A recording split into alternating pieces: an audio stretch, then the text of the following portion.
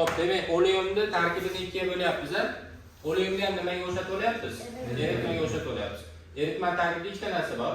Erituvchi va eruvchi. Endi oddiy eritmada oleum eritmasida nima farqi bor desalar, oddiy eritmada erituvchi suv bo'ladi, eruvchi tuz bo'ladi, to'g'rimi? Tuz va suv eritma bo'ladi. Endi oleum ham eritma, faqat uning ichida erituvchi bilan eruvchi farq qiladi. Erituvchi sifatida har doim ba'zan demayapman, har doim H2SO4 bo'ladi. Sulfat kislota.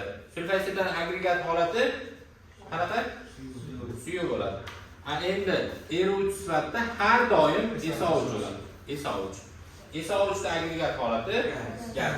Demak, sulfat kislotada SO3 erisa, eritma paydo bo'lar ekan. Faqat bu eritmaning nomi nima bo'lar ekan? Oleum deyiladi. Endi oleumni nimaligini tushuntiring desa sizlar aytasizlar. SO3 ning sulfat kislotadagi eritmasi deysizlar. Kelishdingmi? Endi eritmaga foiz beradi, foiz konsentratsiya. Masalan, 10% da eritma desa 10% kimga tegishli? Tuzga tegishli bo'ladi. Suv necha foiz bo'ladi shunda? 90%. Общий 100% bo'lishi kerak. Endi sizlarga oleumga foiz berib qolsam mabodo. Masalan, 10% oleum desa, 10% kimga tegishli bo'ladi? SO3 ga tegishli bo'ladi. Endi qolgan foiz kimga tegishli bo'ladi? H2SO4 ga. Demak, oleum ham eritmagan, lekin tarkibida endi erituvchi sifatida, ya'ni eritib yuboradigan modda suv emas ekan. Nima ekan? Sulfat kislota ekan. Erigan modda tuz emas ekan, SO3 ekan. Tushunarlimi? Hop, endi oleumda olinish reaksiyasi bor sanoatda. Olinish reaksiyasi muhim hisoblanadi. Ana shu yodlaysizlar o'tdimi? P2 qattiq modda, toshsimon modda, pirit deb nomlanadi. Piritni yondiramiz. Yonish desa, har qanaqa yonish kim bilan ketadi? Kislorod bilan. Masalan, nimadir yondi desa, yoniga kislorod yoziladi. Tushuninglar-a? Tuz yondi, shakar yondi deydimi? Demak, обязательно yondi kim bo'lar ekan? Kislorod bo'lar ekan. Xo'p, pirit yonsa nima chiqadi desa, P2O3 keyin SO2 degan gaz chiqadi. Keyin SO2 ni yana yondiramiz, yana O2 beramiz. Keyin SO2 bilan kislorod reaksiyaga kirishmay qoladi. Reaksiyaga kirishmay qolganda biz katalizator qo'shishimiz kerak. Katalizator sifatida vanadiy 5 oksid ishlatiladi. Vanadiy 5 oksidi bo'lmasa, reaksiyaga yetmay turib oladi. Tushunarlimi? Hop, keyin SO2 SO3 ga aylanadi. SO3. Endi SO3 ga suv beramiz. Faqat suvni ozroq beramiz. Ozroq. Chunki biz oladigan narsamiz nima hisoblanyapti? Oleum hisoblanyapti. Endi bu yerda qarab turinglar. Bu tenglanishlarni ham aniq qilib berdik. Xo'p, tenglash qatdan boshlasam bo'ladi. E'tibor beradigan bo'lsak, temir mag'ni ikkita ekan-a? Mag'ni 2 qo'yib turay, vaqtinchalik. Xo'p, 6.4 volt. 4 voltda. SO2 ni oldiga 4 qo'ysam bo'ladi. Kislorod sananglar 4 ga 2. 8, 8 3, 11. 11 ga 2 bo'lsam 5,5. Mag'ga 5,5 qo'yish kerak ekan. 5,5 ni o'rniga 11 qo'yib olay. 2 marta balandroq oldimda. Mayt nima bo'lib qoladi? 4 bo'lib qoladi. Mayt 2 bo'lib qoladi. Shunaqami? Mayt 8 bo'lib qoladi. 8 ta nima olindi? SO2 olindi. Nechta piritdan? 4 ta piritdan. Masala sharti mabodo grammda gapirsa, ana 4 ta piritning massasini hisoblab turib, 8 ta SO2 gaz sifatida chiqyapti ekan deysizlar. Keyin F2O3 qattiq modda. Qattiq qoldi deb gapirsa, sizlar kim tushunasizlar ekan? F2O3 tushunasizlar ekan. Xo'p, undan keyin SO2 olinyapti 8 ta. SO3 ga aylanishi bir dona O kerak bo'lyapti. Mana 2 3 bo'lib qolyapti. Bir qo'shilyaptimi?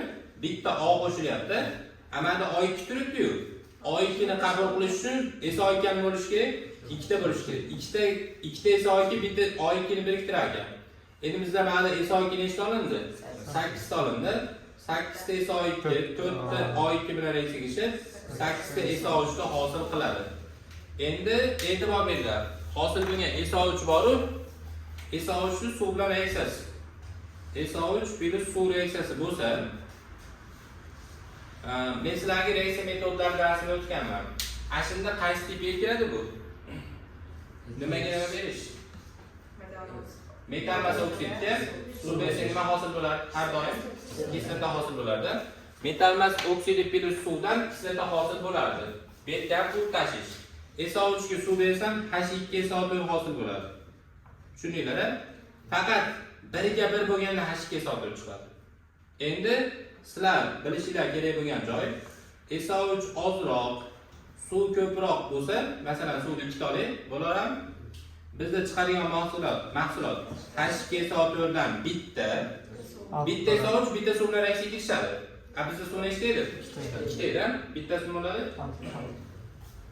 Oshib qolib yoniga suv yozib beraman-da. Endi sulfatsida bilan suv bo'lib qolyapti. Bu nima hisoblanadi desizlar? Bu eritma. Oleum eritmasimi? Yo'q, oddiy eritma. Oddiy eritmada suv erituvchi, sulfatsida erituvchi vazifasini bajaradi. Endi SO3 ko'proq olamiz. Masalan, 2 ta SO3 olib bo'laverami? 2 ta SO3 ga bitta suv bersamchi desa, nima hosil bo'ladi? H2SO4 hosil bo'ladi. H2SO4 bitta suv bilan bitta SO3 dan hosil bo'lyapti-da. SO3 2 ta edi. Bittasi oshib qoldi, yoniga SO3 yozib qo'ydimda, bu nima endi?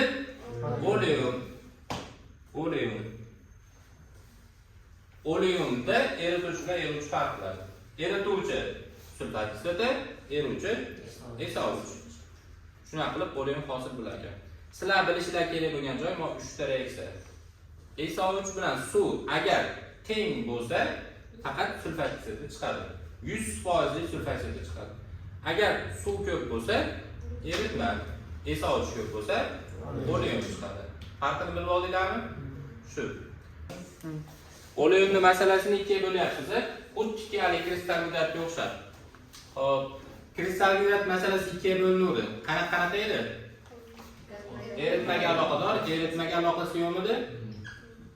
X deb qo'yapman, eritmaga aloqasi yo'q edi.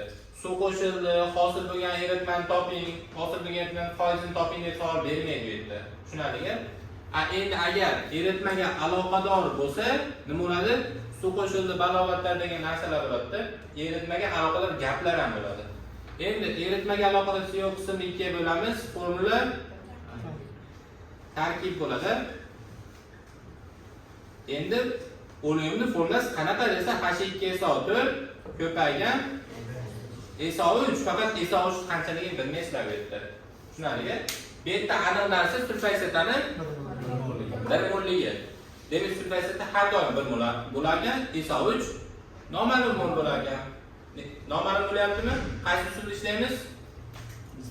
Nisbatiy tenglama. Kimni ma'lumoti berilsa, ashini tepaga yozasizlar. Masalan, 40% oltin bor deydimi? Oltin nechta joy turibdi? 2 ta. Sulfatsitdan ichida ham bor, SO3 ichida ham bor. Kislorod nechta joyda? 2 ta joyda. Sulfat ichida ham kislorod bor, SO3 ichida ham kislorod bor. Vodorodchi bitta joyda. Xo'p, oltin yozmoqchimiz. Sulfatsitdan ichida qancha gram? 32 gram. Tepaga 32 plus 32 x. Mana x esdan chiqmasin. Chunki SO3 noma'lumda. Bu 32x bo'ladi. Biz sulfatsitdan ichida 32x bo'lmaydi. U aniq 32 plus 32x bo'ladi. Endi kislorodga ma'lumot bo'lsa-chi? 64 plus 80. 48x, to'g'ri, 48x. Vodorodning ma'lumoti bo'lsa, tepa 2 ni o'zi bo'ladi. SO3 ichida hech qanaqa vodorod yo'q. Pastga umumiy yozmoqchimiz 80x bo'ladi.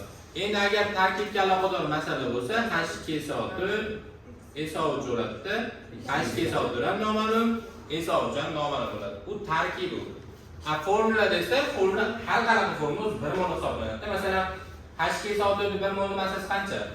98 gram. 98 gram formulasining massasimi? Necha mol massasi? 1 mol ekan. Demak, formula deganda har doim nima tushunilar ekan? 1 mol tushunilar ekan. Lekin tarkib desa 1 mol tushunilmaydi. Balki yarim molga 5 moldir, 0.2 molga 10 moldir, to'g'rimi? Tarkibini bilmaysizlar. Shuning uchun tarkibda ikki olsa ham noma'lum bo'ladi. Tarkibga aloqador masala kelib qolsa, qaysi usuldan foydalanamiz? X igli ishlash uchun ma'lumot ikkita kerak, texnika ham ikkita qo'yiladi. Xo'p, yetadi endi masala ishlasak bo'lardi.